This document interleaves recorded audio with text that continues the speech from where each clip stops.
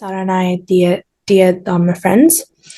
With great respect and gratitude, I warmly welcome you all to our very first Abhidhamma reading circle. It is truly heartening to see everyone gathered here with a shared aspiration to deepen our understanding of the Abhidhamma. The Abhidhamma represents the profound and analytical teachings of the Buddha, offering a precise understanding of the nature of the mind and reality. Now, although it can be intricate and subtle, studying it together under the proper guidance of Bhante makes it both accessible and deeply rewarding.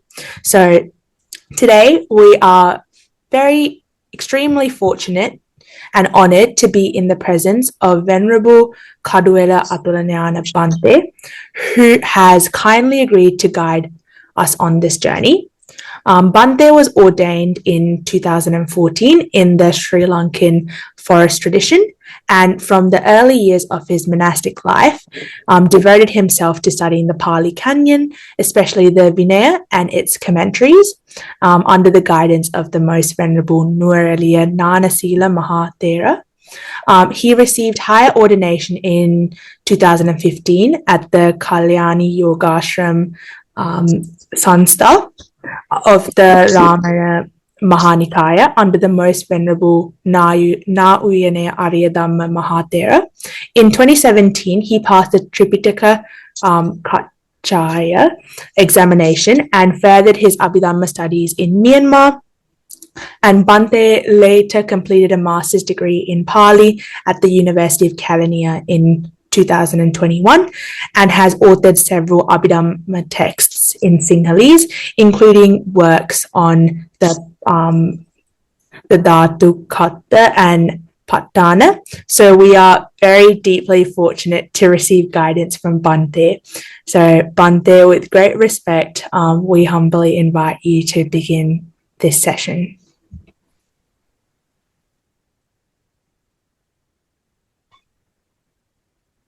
Namo tassa bhagavato arahato samma sambuddhassa. Namo tassa bhagavato arahato samma sambuddhassa. Namo tassa bhagavato arahato samma sambuddhassa. Okay, so Venerable Sanghas and the nuns, if they are gathered here, and also the lay Dhamma friends. So today is the first session of our reading group. So I was invited by this group of people, especially the students from Perth in Australia, and so I accepted this invitation with the intention to be a guide to support y'all in the study of the Abhidhamma. So I will share some. No. Right.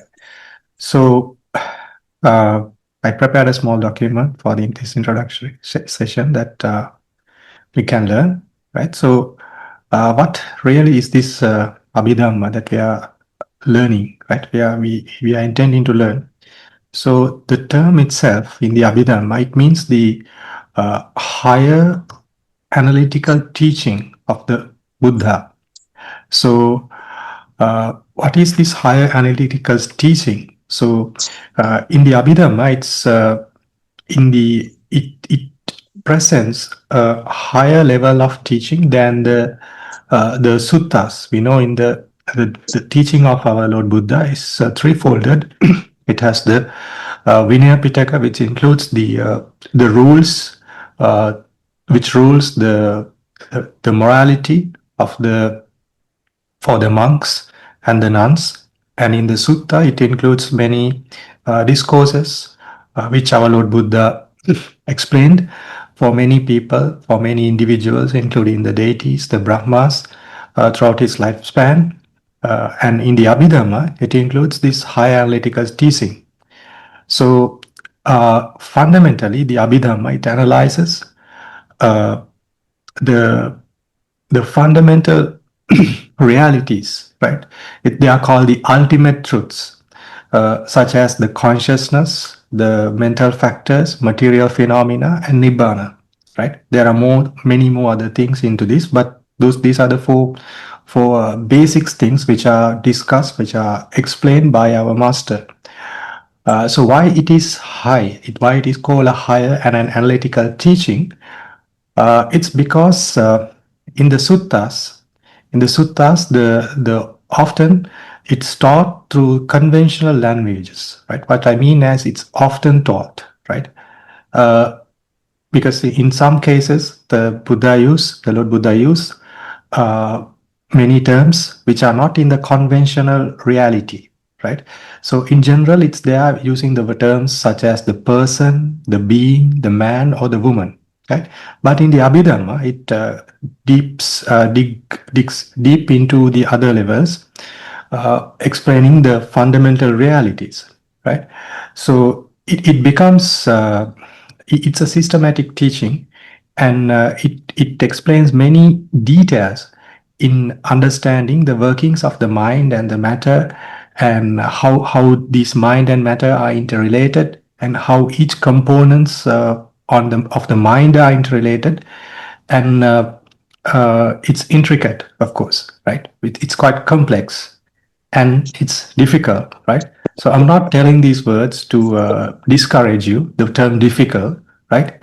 But it's the reality, right? So some people, sometimes even the monks who are teaching this Abhidhamma, sometimes even the lay people who are learning Abhidhamma, teaching Abhidhamma, they tend to present that this Abhidhamma is something easy, right? It's not easy, it's difficult, right?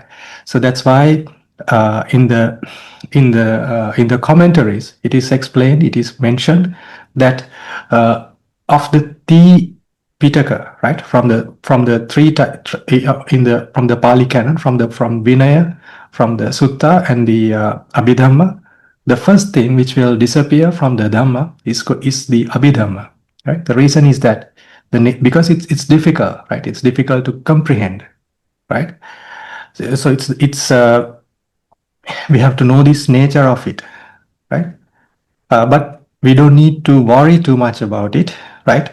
As the Dhamma in one sutta, our Lord Buddha, he says this Dhamma is something that we have to learn, practice in a sequence, right? It has to be practiced in a sequence. It's not that it's not like somebody who is going to take a deep dive in a deep place in the ocean, right? You have to first learn how to how to swim, how to dive in shallow waters. So it's like that, right? So eventually then somebody can dive deep in the water. It's like that. So this Dhamma, it becomes profound in that way, right? The practice become profound in that way. So initially they are the simple things, and then it's going to be the difficult things that we have to practice, right?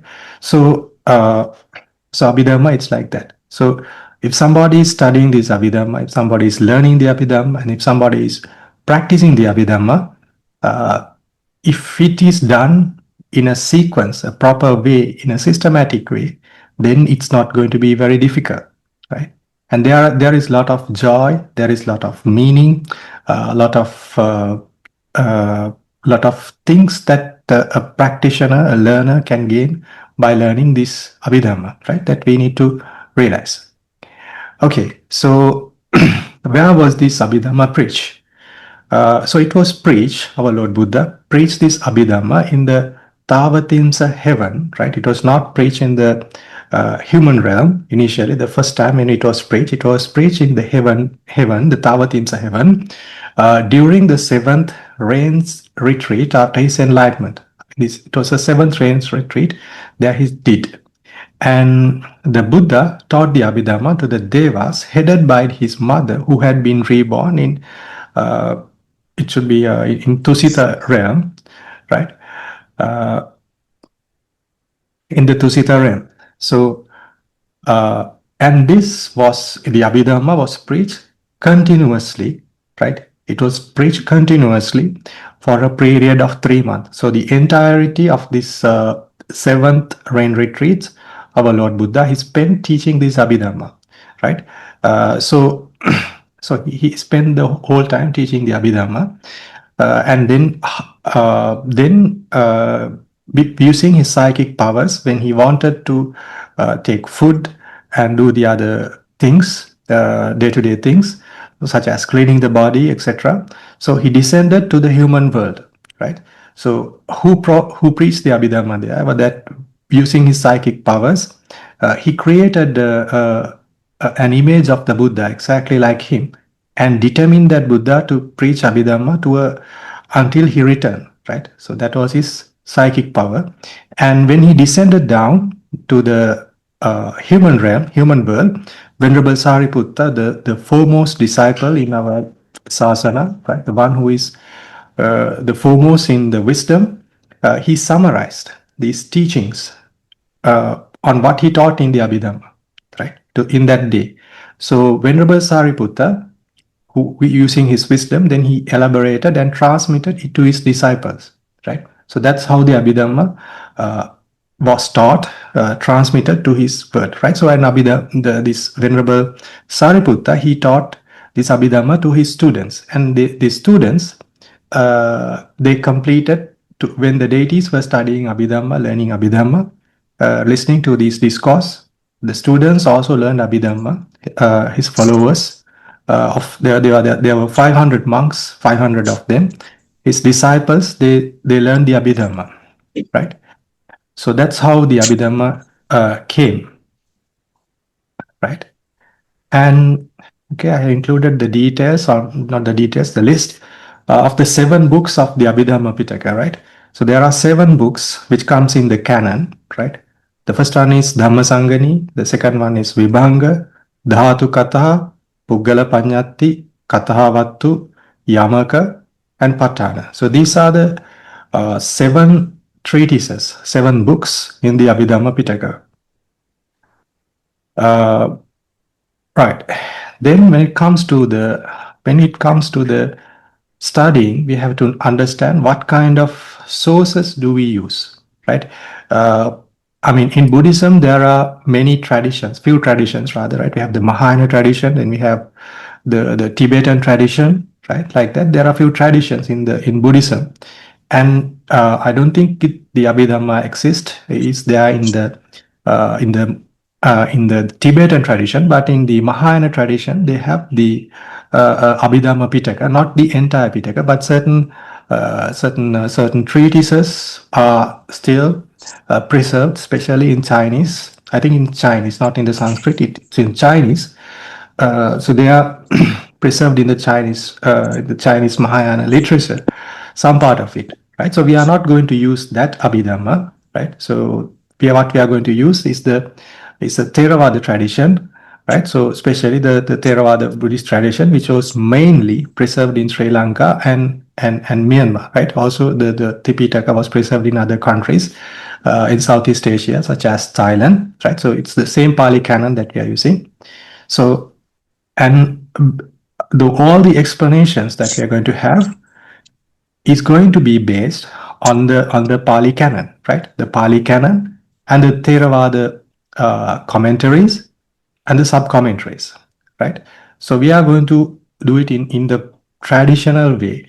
Why we are telling this thing? It's because that the Abhidhamma studies nowadays, throughout the last 100 to like 150, 170 years, this Abhidhamma is studied, right? Especially in the universities, right? In modern days.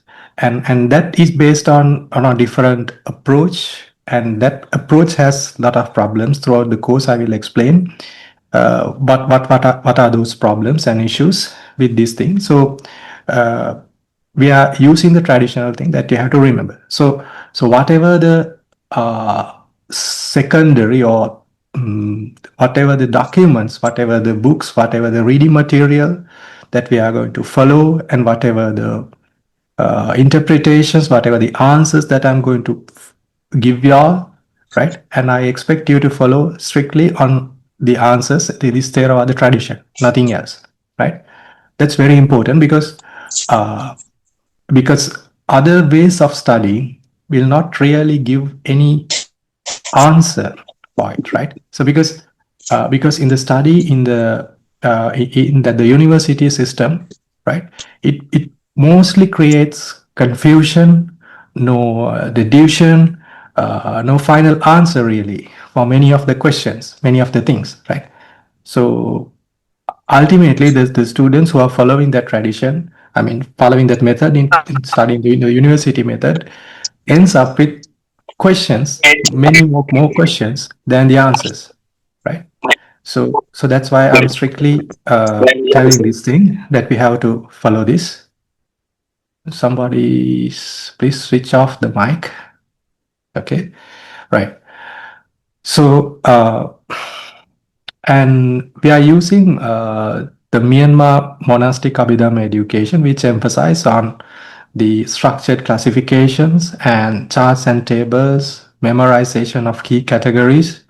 We'll be using that traditional way of studying, right? So I want to highlight one thing here really, which comes here, right? The memorization of key categories. This is a must that you have to do, right?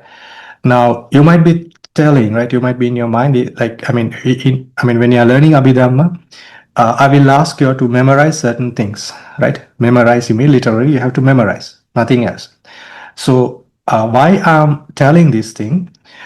It's because nowadays people do not need much of a memory with the education that we are having, with the advancement of the technology, all these things, right? We have the, what do you call this, these artificial intelligence, we have all these things, and then we really don't need to memorize, right? We can simply ask somebody a device to memorize everything, remember everything, and then we use that information for our for our requirements, to meet our requirements.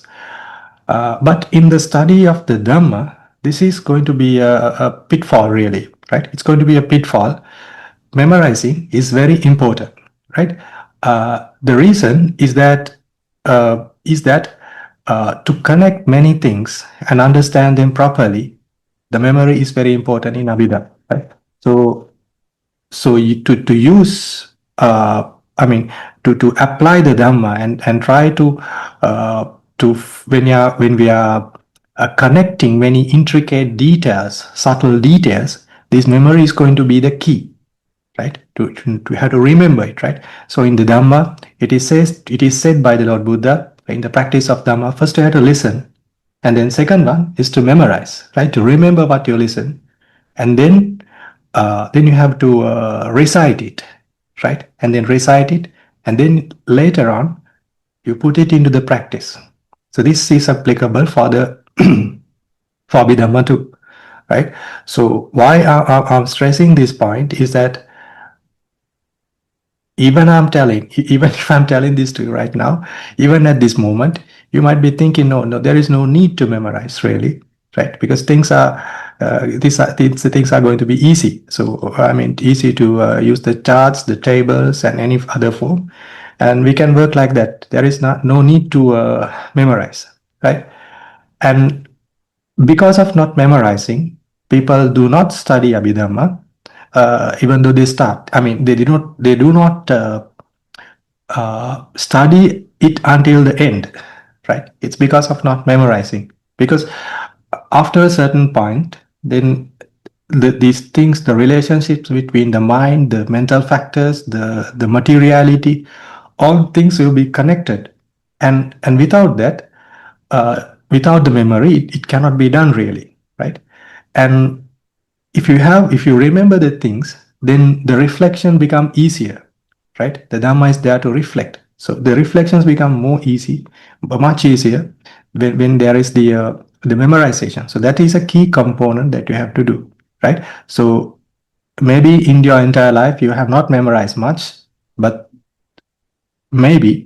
now determine that you are going to do this by yourself, right?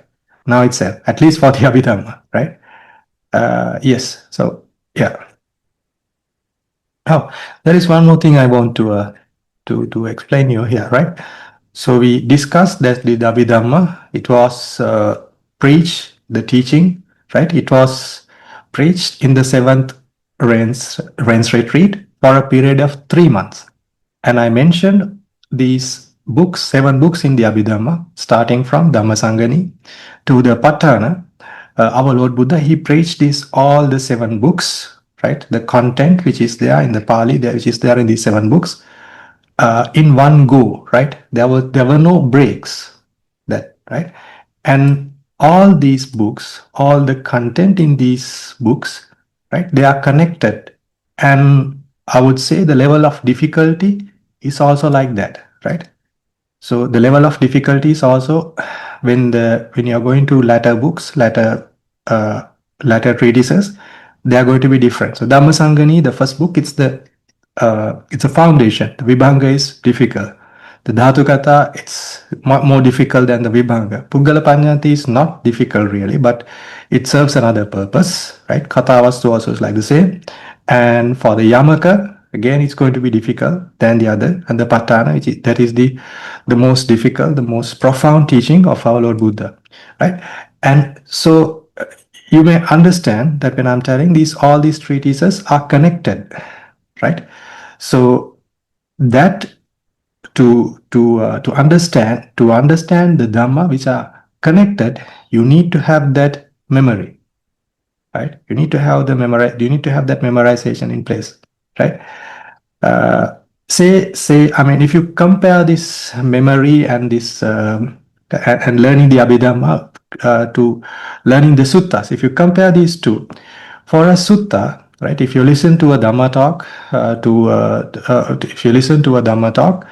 and this Dhamma talk, you can listen it and you may understand it, and when you listen to another Dhamma talk on another day, the first Dhamma talk might be related to the second Dhamma talk and might be not, right?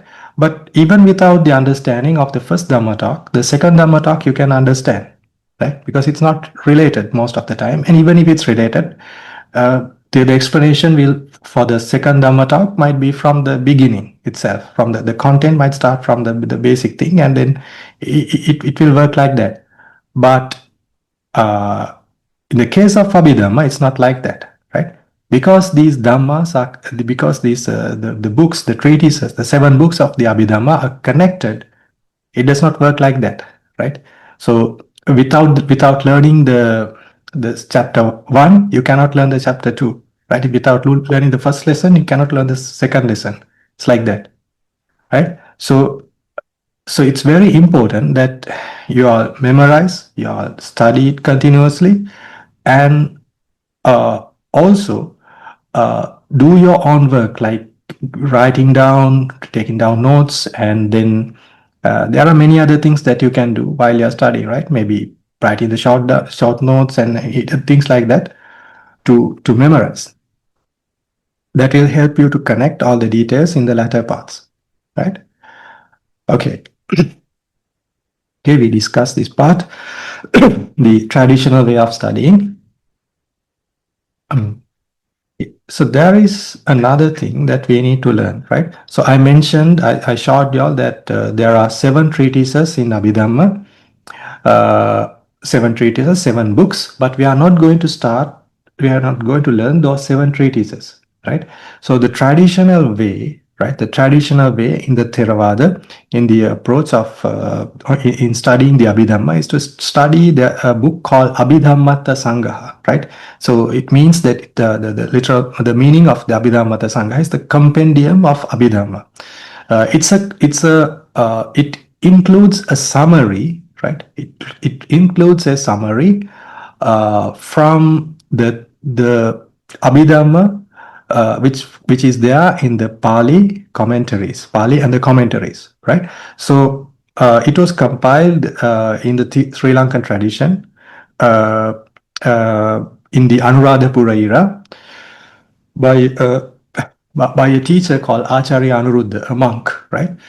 So he kind of concise the Abhidhamma to learn it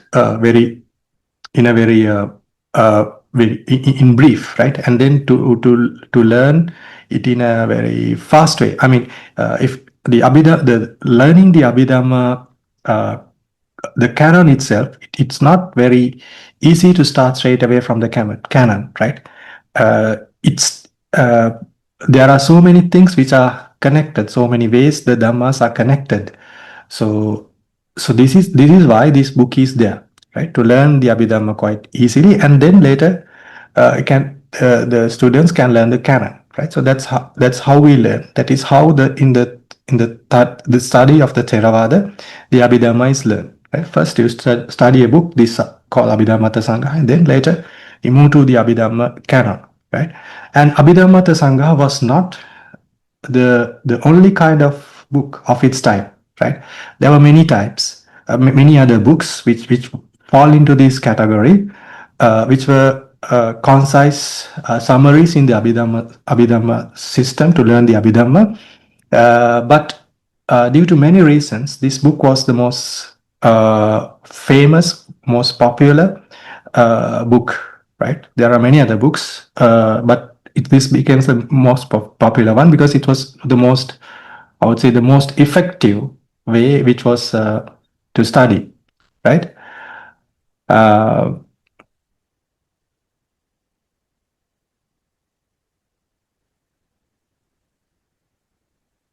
Right.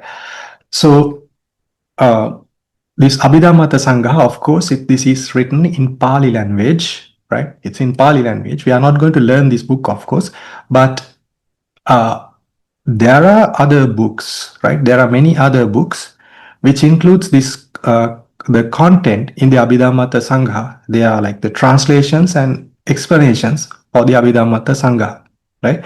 So those are the books that we are going to learn, right? So in our reading group, I will recommend you all 2 books, and you all have to read that read those books, right? So those books are based on the Abhidhammattha Sangaha. English translation. So yeah, we'll be learning that, right? And okay, now we have to learn what are the uses of the Abhidhamma, right? The first step is to understand ourselves properly, right? Because if you ask what is Abhidhamma, right, in a very simple way, a simple answer is that we are Abhidhamma itself, right? Which means that the things that are explained in the Abhidhamma, they are within us, not in somewhere else, right? It's there in our bodies, within our body, it's the mind, and in the external things, the external objects that you see, feel, hear, everything. They belong to Abhidhamma, the things which are explained in the Abhidhamma, right? So those are, in very brief, we can say, those are the mental phenomena and the material phenomena. Right, so the mentality and materiality, that's how we are composed of. So and when we learn Abhidhamma, which means we are learning about ourselves, right?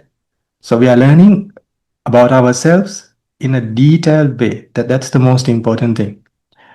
And if we know more and more about us, it becomes easy to understand our us, right? So the one side of it is to understand the defilements, right? To understand the defilements and the related matters. That's very important, because defilements, sometimes they arise in a very coarse manner, but there are defilements which arise in a very subtle manner. That sometimes it's very difficult to understand whether it's a defilement or not, right? And then sometimes these subtle defilements, they grow into a much gross form, and suddenly we do bad karmas because of that, unwholesome karmas because of that. So the more you know, right, the more you know, more you understand the defilements and how they are interrelated, right? How they are related to certain types of unwholesome things, how they are related to certain types of wholesome things, wholesome karmas that we do, then it's going to be beneficial for us, right? So that we have to, more you know, the more it's going to be helpful, right? And the other important thing, to understand the wholesome karma and unwholesome karma, right? Sometimes we see the Dhamma practitioners, sometimes we the people who are outside of our the Dhamma practice, they define the karma in a different way, right? Some different way means sometimes they will tell, right, an unwholesome thing as a wholesome thing. Sometimes they will tell the wholesome thing as an unwholesome thing, right? And to determine this, right, to understand this thing, then this knowledge of Abhidhamma is going to be extremely helpful, right? It's going to be extremely helpful, which means when you know about more about your mind, know about the phenomena which is related to the mind, right? They are called the mental phenomena. Then you can understand the karma associated with that, right? Whether it's a wholesome karma or an unwholesome karma. So it's going to be very helpful. Sometimes even in the Dhamma talks, right? Because there are various types of Dhamma talks. To understand this thing, to know, sometimes these teachers, they teach unwholesome things as wholesome things and wholesome things as unwholesome things. So what happened is that people follow their advice and they accumulate akusala, unwholesome, because of that. Right? So this is going to be very helpful for everybody. And the next one is to understand the Dhamma correctly, right? To correctly understand the suttas, right? So I believe some of the Dhamma friends, the monks and the nuns who are gathered here, y'all may have following the suttas, right? You may have that enthusiasm already, right? So that's why you are here really in this class. So so to understand the suttas, this is very important, right? Because when you learn Abhidhamma to a certain extent, right? At least the basics that we are going to learn in this study group, if you know them, if you understand those basics, and if you learn how to apply those things into the suttas, right? You can learn to read the suttas based on Abhidhamma, right? You can read it in that way. It's that you are reading the sutta, you are listening to the sutta, but you are in your mind you are converting that sutta into Abhidhamma, right? And when you learn it in that way, you learn it thoroughly, right? You learn it without any confusion. That's that's what happens for the people who study the Abhidhamma, right? Because in the suttas, our Lord Buddha, he taught based on the individual types, right? Based on their characteristics, based on their parami, based on many other factors. By looking into those factors, our Lord Buddha, he preached the suttas, right? So those are tailor-made solutions, rather, right? So therefore, for one kind of phenomena, one kind of explaining a specific thing, the Lord Buddha may explain in different ways, different may use different terms which is applicable and suited for that person, right? But for the in the Abhidhamma, when you learn about the theory, right? When you learn about the mentality and the materiality in detail, then you will understand very easily what is the intended meaning here of the Lord Buddha. What is he really explaining, right? So when you convert this thing, the sutta into Abhidhamma, it becomes very easy to understand. It becomes very thorough to understand. There will not be any confusion, right? That's the most important thing. Because again, here I have listened since I was a lay person. Many Dhamma talks I have listened, and some of the teachers, some of the masters, they teach they confuse the phenomena, the intended meaning, because of not knowing the Abhidhamma, right? So yeah, that's what it happens, right? Yeah. Okay. So the example that I used here is, right. If a severely ill patient at the point of death is given an injection and death occurs, how this should be understood, right? So sometimes the the doctors might ask to stop the life support of that kind of terminally ill person, right? So then they might say, right? If it is given to remove pain, we are doing something good for our mother, right? So if it's for our patient, then they might be think like that, right? And then there's this statement, right? Chetanaham bhikkhave kammam vada. Bhikkhu, I state, intention is karma, right? So what is this intention meant? What kind of a thing it is mentioned in that kind of a scenario, right? So if somebody asks this kind of a thing, then you know what is the correct answer, right? You can understand based on the theories in the Abhidhamma to make it subtle, make it in a very, you can break it down and then really understand whether there was an unwholesome karma or not, right? So that kind of a thing happened, right? And in the Abhidhamma commentary, it is said, right? Because when the Abhidhammika monk, which means the monk who is studying Abhidhamma, learning the Abhidhamma, becomes a true Dhamma preacher, right? Because he does not mix up about the karma and its results. He does not mix up the teachings of the Buddha on the about there are things called aggregates, elements, and bases like that. There are many ways that the Buddha has taught, right, in these suttas, also in the Abhidhamma. So he will not mix up all these things, right? Very clearly, he will explain, he will break it down, and teach. That's the beauty of that kind of a teacher. Oh, there's a story from one of my friends, about one of my friends, the Dhamma friend, on the first one, for correctly understanding the suttas, right? So this friend, he was one of my good friends since my school friend from my school days. So he's learning Abhidhamma. He's very interested in learning Abhidhamma, and he learned these basics very well, right? The book that I'm going to recommend you all this evening, he learned this book, and he holds discussions with his friends, and he discussed Dhamma with me. So when you listen to Dhamma talks, sometimes he called me. He asked me, Bhante, I listened to this Dhamma talk from so and so monk, and I heard this statement. I'm not sure whether this is correct or not of that Dhamma talk. So he asked me in this way, like almost all the times that he had a doubt whether this was wrong, that the teaching of that particular monk or whatever, wherever he read was wrong, whatever his judgment, whatever his doubt was a correct one. Most of the time it's wrong, right? So that happened because he studied the Abhidhamma, the basics very well, right? In other words, you can say nowadays, right, we have many types of teachers, right? Even in the Theravada, there are many types of teachers, right? Which comes from various traditions, from Sri Lankan, from Burma, from Thailand, from other countries, right? And even in those countries, there are many ways the monks are interpreting Dhamma, right?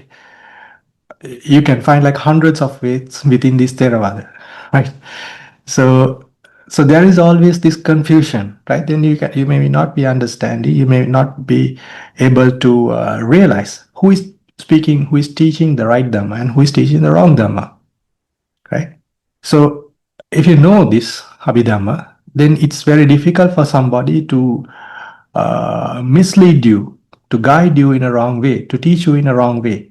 That's why I understand from my friend, right? It's very difficult to teach him, to mislead him in Dhamma, right? You will have this advantage when you learn this thing, Abhidhamma, very well, right? I can assure you all these things, right? And yes, the other one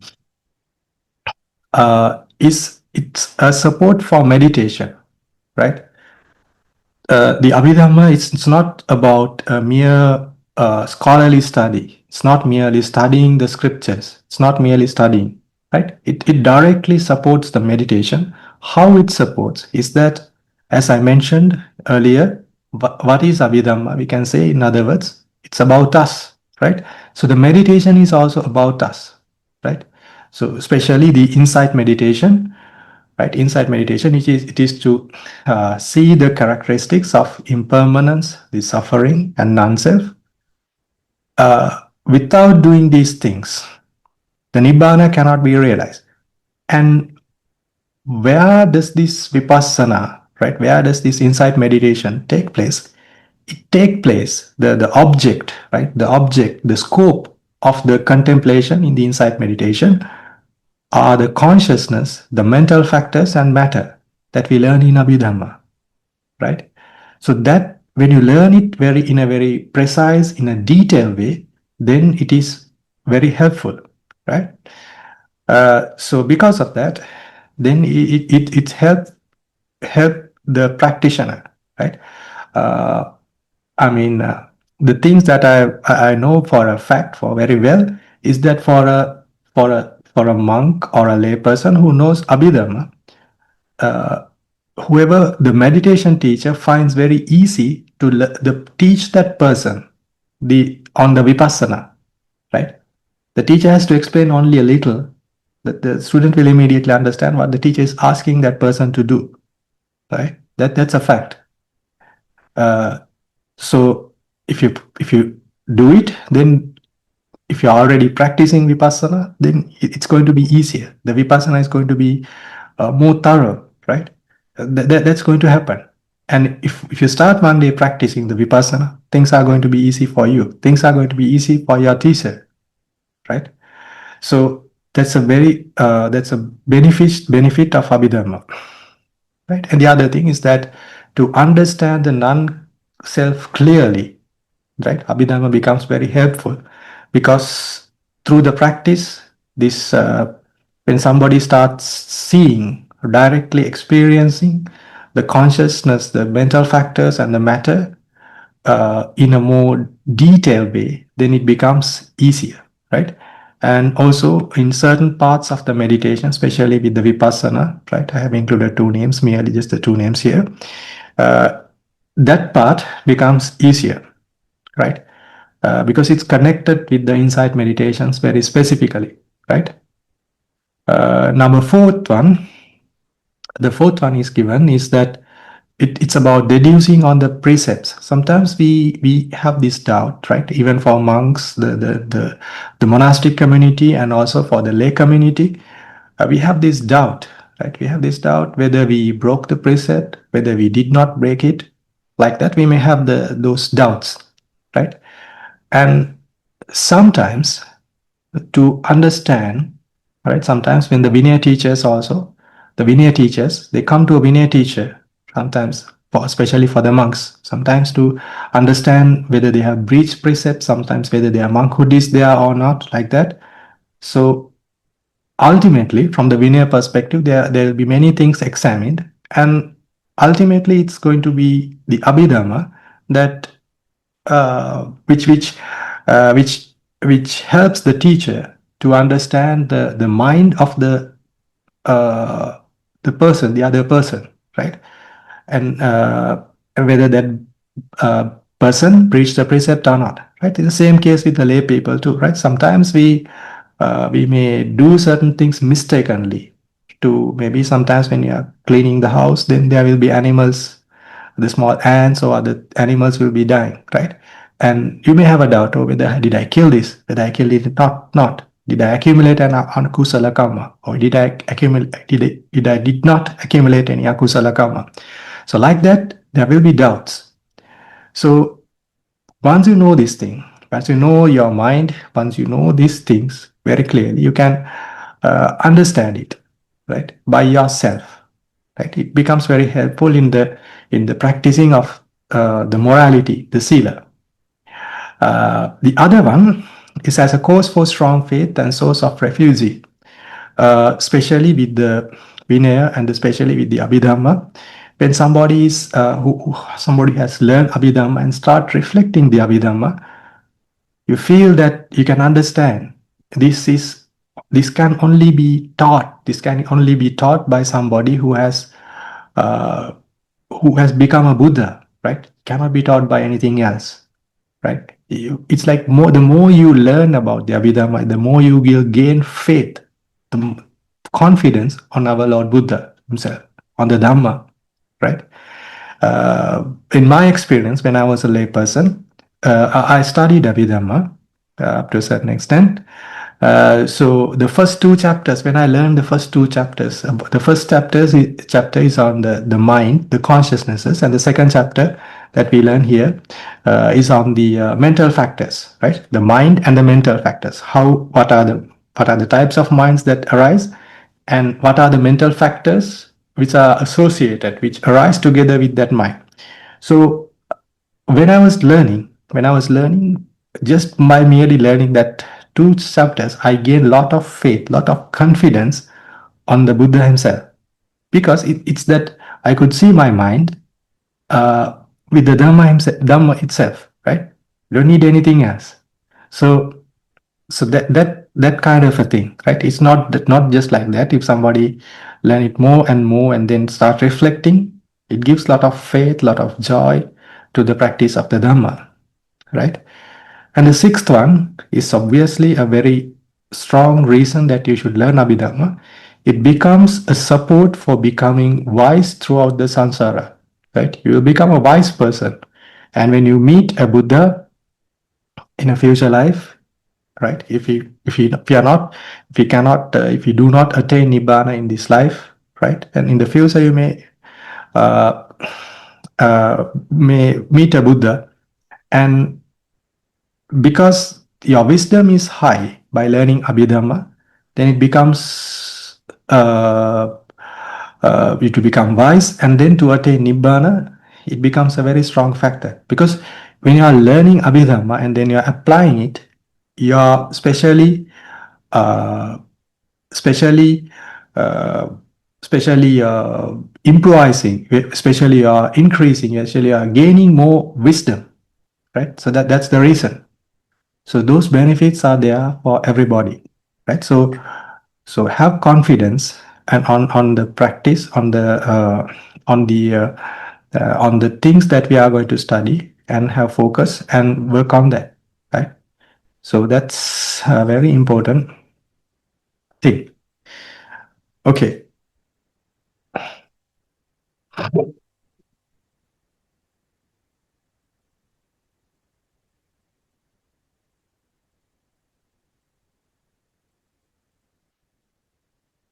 Okay. So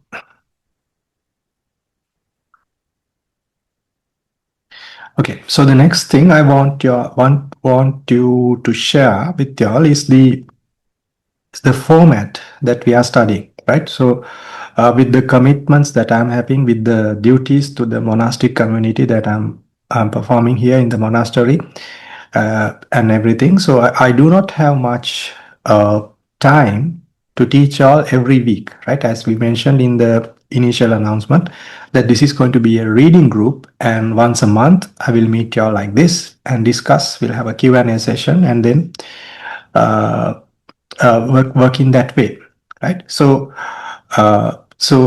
which means that you all have to read, right? And you have to take a lot of initiative. You have to take a lot of responsibility and a lot of heart into that, and learn it, right? Nothing else. I mean, nobody will be there to encourage you once a week, right? It's not going to happen like that, right? So I believe most of y'all, I think almost everybody here are adults, and y'all have to do that by yourself, right? So in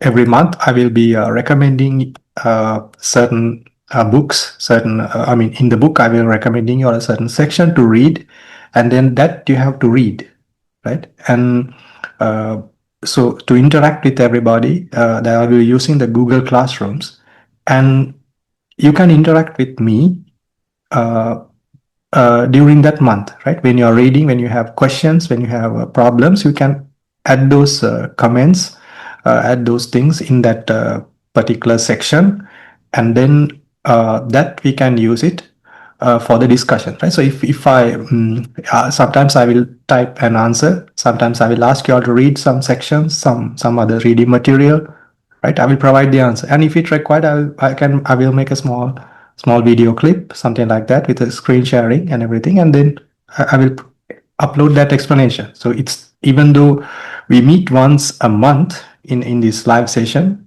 I'll be interacting with y'all more frequently. right? So it's up to you, right? If you ask those questions, I will answer, right? So it's totally up to you, right? So in that way we will work, right? I hope that it works as long as you all take the responsibility, right? Okay, so I will share the screen.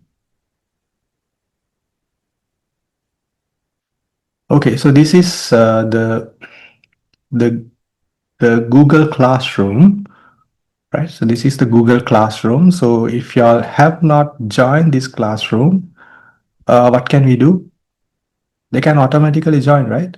When they click the link, is it? Yes, Swami Mansa.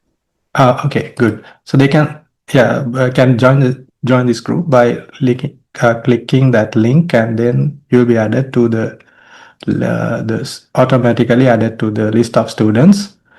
And so here we have the post, the notices, right? And we have so I have added this chapter 1, right? So chapter 1 is on the consciousness, and here I have assigned some reading material, right? I have assigned some reading material. I'm sorry, the study material is included here, right? Study material. So if you click this one, then you can find the study material. So I have asked you all to study two core books, right? So those are from the translations of the Venerable Rerukane Santavimala Mahathera's books. The one is the path of Abhidhamma and the basic of Abhidhamma.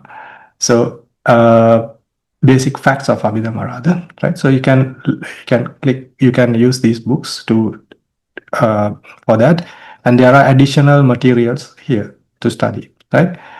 And if there are any other relevant study material, I will share with you, right? So yes, uh, I will have these two books as my core books, and we will stick to that, right? Because why I'm asking you all to stick to these books, it's because one is that I can guarantee you all with these books, number 1, number 2, and number 3. And number 4 is good, but still I cannot guarantee some of the contents, but still I would recommend certain sections later on to read. And then the other reason that I'm saying to stick to this material is that if you Google on the material, you may find hundreds of material, right? The problems with uh, learning the Dhamma, right, with so many material is that in all these books, the content will be pretty much the same, right, with subtle differences here and there, but the content will be pretty much the same. Sometimes the presentation might be slightly different. Here and there will be 1 or 2 facts, additional facts in one book.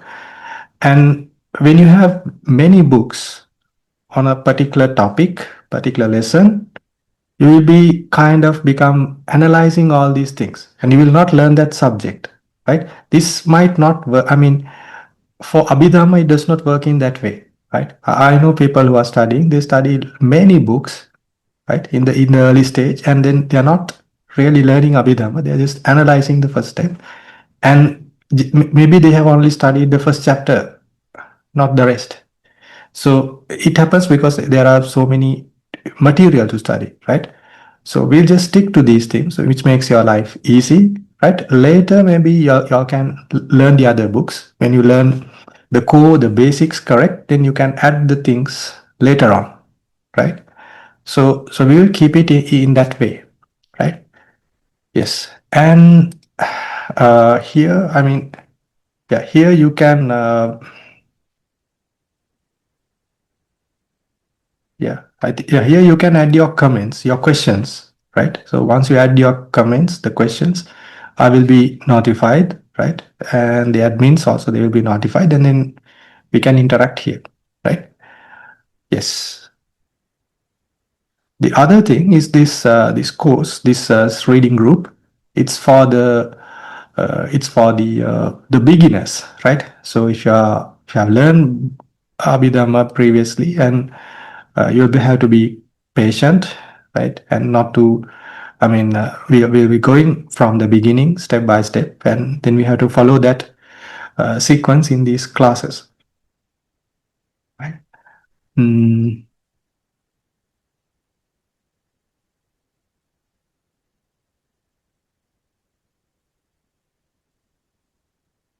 All right. Okay.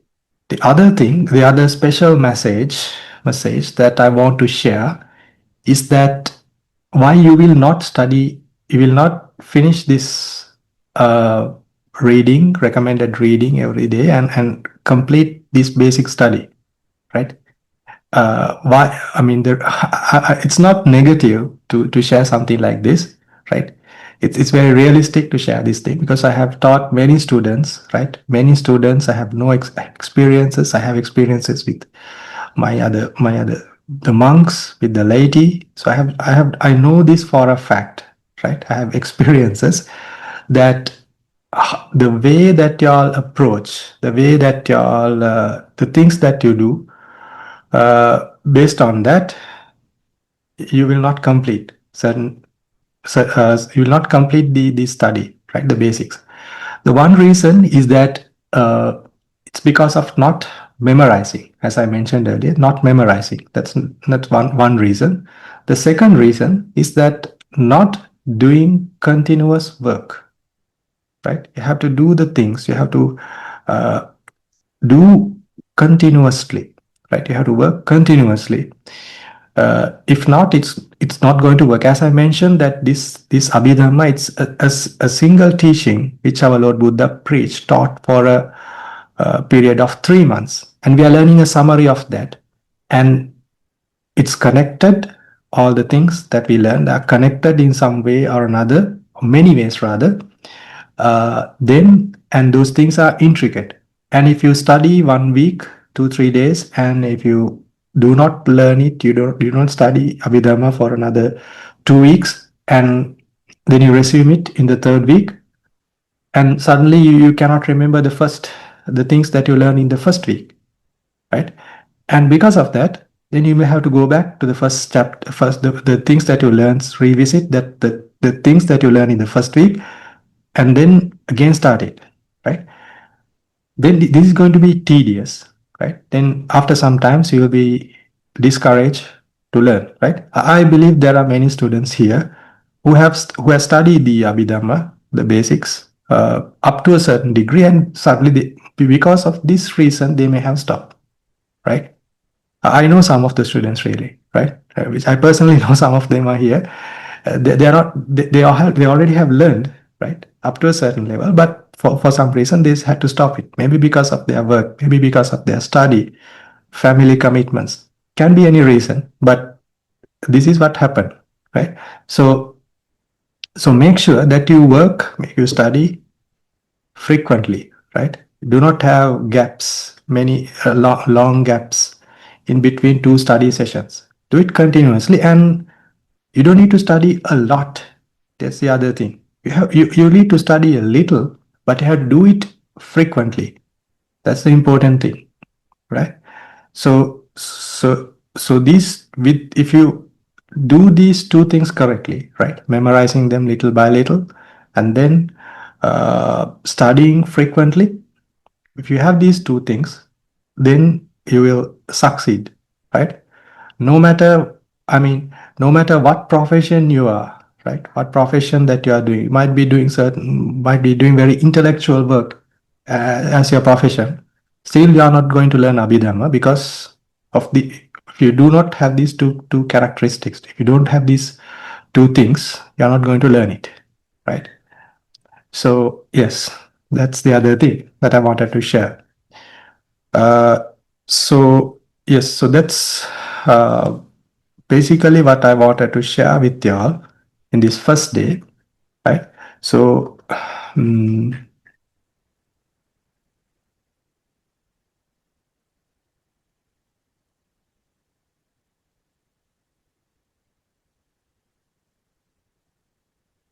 right.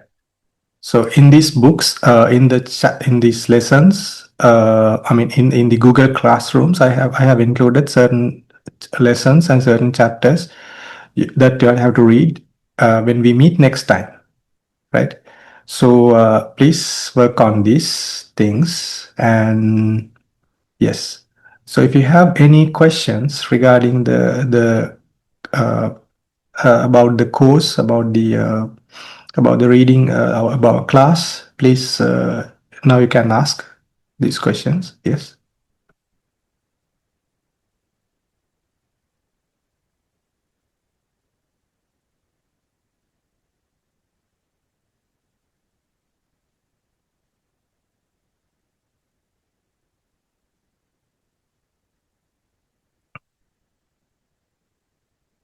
No question, it seems, right? Swamin Wahansa, Yes. will you be able to please upload those presentation slides to the study course for us to just glance through them? Yes. Yes. Yes. I will upload them. Thank you. Swamin Wahansa, there are a lot of chapters in the reading material what you have uploaded. So if you can specify a few chapters that we should go through and be ready for the next session, that will be helpful. Yes, I have already posted that in this Google Classroom, right? So yeah, let me share it again. Yes, so I have in these two books I have included, right, from chapter 1, oh, what happened? Okay, up to lesson 7, and I have included the page number 2, and here also up to page 51. So altogether there are 94 pages to read, right? You might be there may be too many pages to read, but it's not really, right? Because the books are very, I mean, the pages are not very big, right? And it does not include many, I mean, much to read, right? You can read. So if you divide, like we have 1 month, and maybe just 3-4 pages a day will do, right? Yes. Thank you, Swamin Wahansa.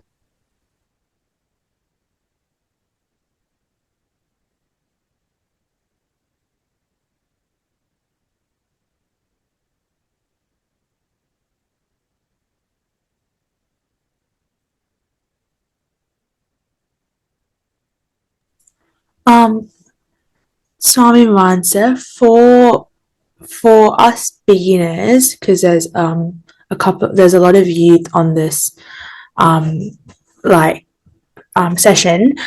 Since it's like a lot of pages, like 93 pages, sometimes we might be mindlessly reading. But is there like a specific strategy we should use to memorize or absorb this content a lot better? Like, are there maybe guiding questions that you can provide that we can, start to answer after reading the 93 pages? Or do you recommend like taking notes every couple of chapters, so in like a succinct format, in order for us to absorb this content? Yes. I mean, in these 94, there is not much, not many things to memorize, rather, because it's mostly the introduction. I have asked you all to read the preface also in some books, so there is not much to memorize, really. So there is not much, but y'all can.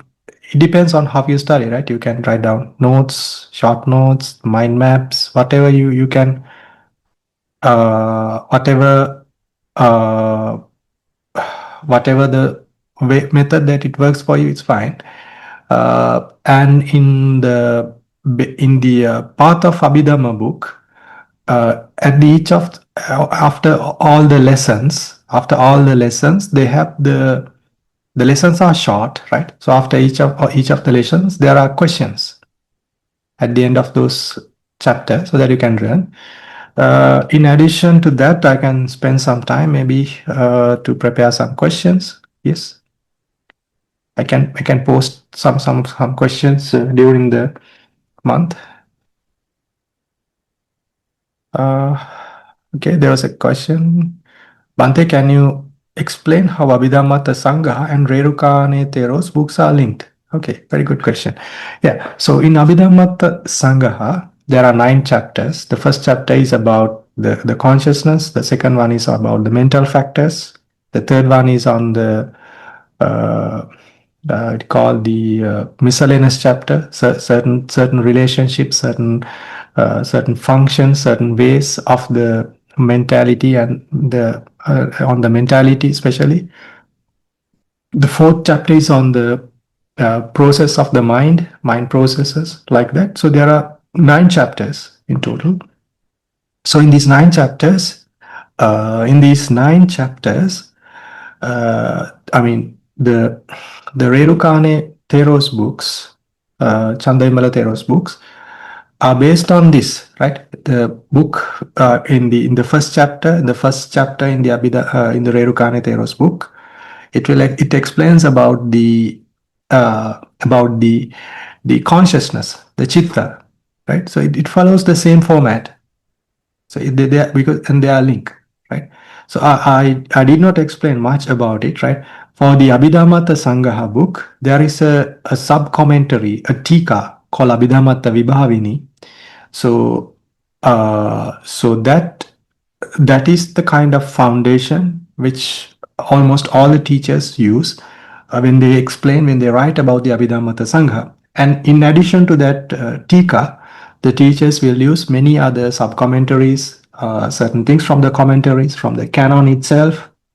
So all the things are included in these books, right? The explanations. Yes.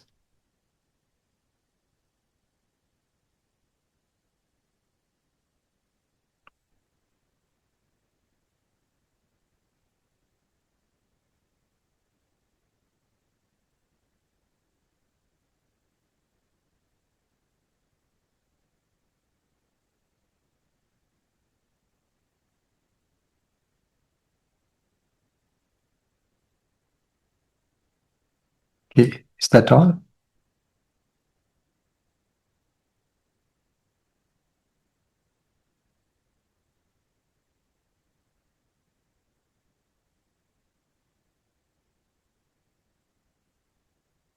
It seems that that's all right.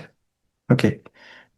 Okay, so we will share the merits that we accumulated by learning, by teaching this Dhamma, and to the deities, to the deceased relatives, and make a wish that we attain Nibbana from this karma.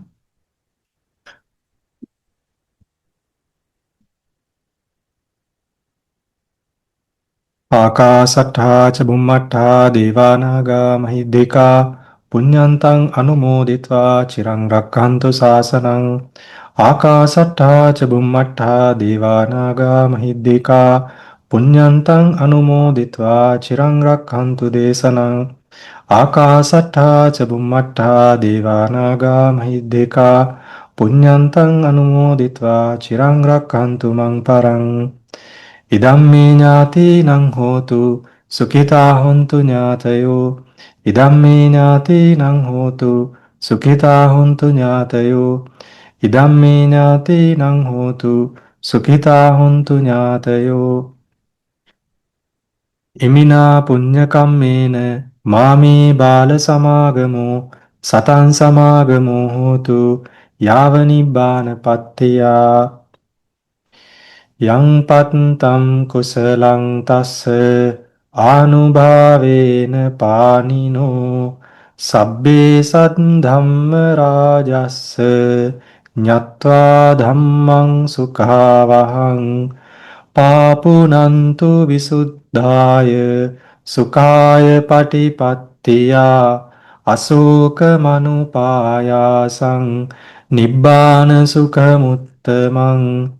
Chirang tittatu saddhammo dhamme hontu sagarava sabbepi satta kalena sammadevo pavassatu yatarakkinsu purana surajanu tatevimang raja rakkatu dhammena අත්තනෝව පජං පජං ඉමාය ධම්මානුධම්ම පටිපත්තියා බුද්ධං පූජේමි ඉමාය ධම්මානුධම්ම පටිපත්තියා ධම්මං පූජේමි ඉමාය ධම්මානුධම්ම පටිපත්තියා සංඝං පූජේමි අද්දායිමාය පටිපත්තියා ජාති ජරා ව්‍යාධි මරණම් හා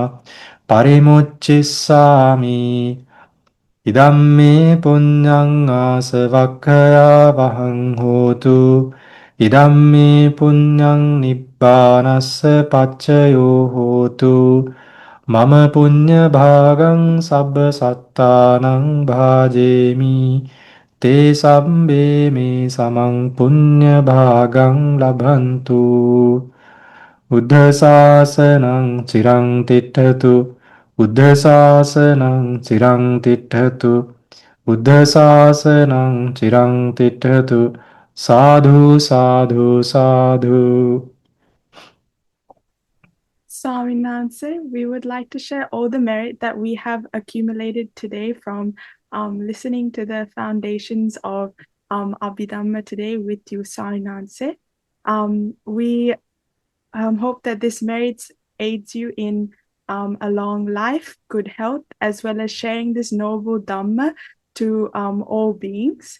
And may this merit help you attain the supreme bliss of Nibbana in this Gautama Buddha's dispensation. Sadhu. Sadhu. Sukhi hotu, nibbana sapacchya hotu. Sadhu.